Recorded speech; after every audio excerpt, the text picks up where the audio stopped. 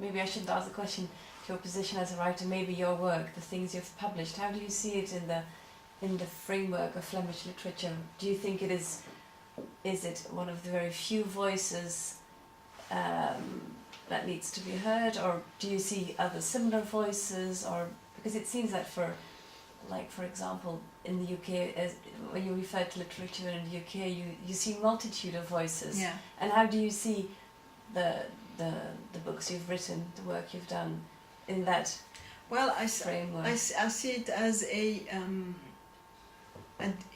like every individual writer, it is an individual way of looking to the society and trying to give it form in your books, and every individual writer has his own voice, and it's original, and you cannot say one individual writer is the voice of a community, for instance. That I don't believe that, but what I think is what I do is my way of looking to the world, to the society I'm living in. Also, I'm looking to it through my eyes, through my prism, you know. And that's my and that prism is defined also by my culture, my background, the things I have been taught, my education. So that colors, of course, my work. That gives it a very defined identity, I think. And the thing is that it is a bit a different voice from the traditional literature, because it gives an opportunity, I think, to look at society through the eyes of someone else. And I think, but of course, then literature, that is what literature does, I think. To try to give you a picture and a story through the eyes of someone very individual. And it is the same society, but you can interpret it in very various ways, and that makes it so very much interesting. And the fact that people who have, for instance, a migration background, or have Muslim roots or whatever, in Belgium, they not often you don't not see those kind of stories. And I think it is important to let also those people with that kind of background tell those stories, because it makes the picture of the society more complete, and gives you more multi-dimensional view of reality. Whereas if you were only going to be focused on what we had 20-30 years ago, male and white writers telling their stories, you have that kind of view on society, but you miss out all the bigness and the diversity of a society. So that implicitly means that you are in favor of broadening the canon to all the multiple voices, then? Yeah, absolutely. Yeah, absolutely. And it gives you, I think, I'm not talking about for instance, it would be stupid to say that I'm a Muslim writer, for instance, or I'm an Arabic influenced writer, and I think the nicest thing about opening up is that you can create something new also. So like Ahdaf Suaif, who is an Egyptian writer, she talks about the Mezzatera, and I think it's a beautiful thing because she says you have this land in the middle where you can meet and where you can bring everything you have learned, and you can put it there, and we can all make something new of it, and that's something that we have then in common, and that we can understand each other. And that's really perhaps very naive of me, but I think really that that is the opportunities that we have here,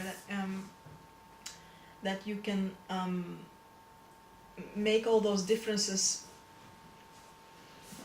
make them meet and see what comes out of it, a new form of literature or a new form of theatre. And how about you, Neel? Would you define yourself? Are you part of the Anglo-Saxon? No, I Literature, or- try not to define myself because I'm only one book old. Mm. So And that's a it's- book that first appeared in India. And and even then came exactly, out. you know, so it was turned down by every single publisher in UK, some more than once.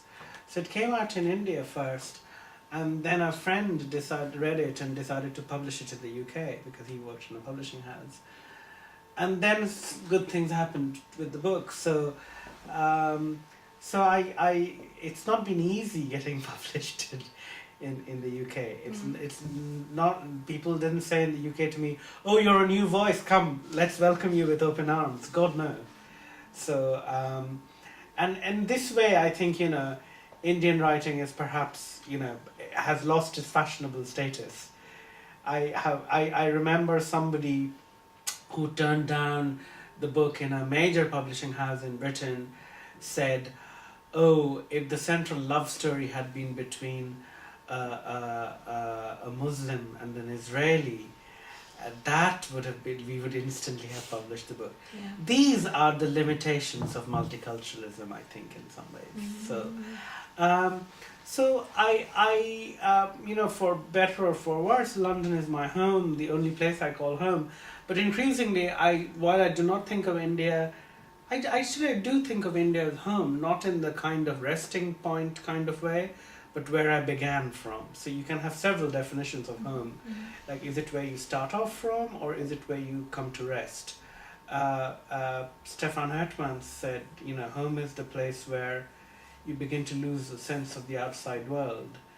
And I'm beginning to kind of lose my sense of the outside world in London. So by that definition, it's home. So I don't know how I don't know how I position myself. I try not to do it. Perhaps I need to do the Jane Austen test of, you know, I have to write 6 books before I can consider myself a novelist, and then find out where I stand. But no, I do not think of myself as an Anglo-Saxon writer. I do not think of myself as an English writer either. Funnily, I think of myself as an Indian writer who writes in English. But if somebody, but because because that writing also forms part of literatures in English, I can by default be considered an English writer too, but not English writer in the sense that I don't know, Julian Barnes is an English writer. Barnes is a particularly telling example because Barnes also tussles with the notion of Englishness in all his books. There's a very complicated meditation on being English that is going on in all his books. So you're favouring the position in the both, like one foot Yeah, in one and the other. yeah. That I think. And you as well, Rachida. Well, I think you ask so very difficult questions. Yeah, well, I don't know. I've been called the allochthone writer. I don't know if there's a translation of English. I think it would be very Say it in French. Allochthone? Allochthone, it's the same. It would be something like the migrant writer. Yeah, or, the migrant writer. Yeah, something Right. like that. Right. And I think it's so stupid because no, I'm not the allochthone writer because what does it mean then? Which country is that? You know, it's not working. I think I'm just writing because I am in this part of the world and I've been brought up in school in Dutch and that's it. I consider myself as a citizen of this country for as long as it may Still exists. it may exist, and it's from that position that I'm trying to write. And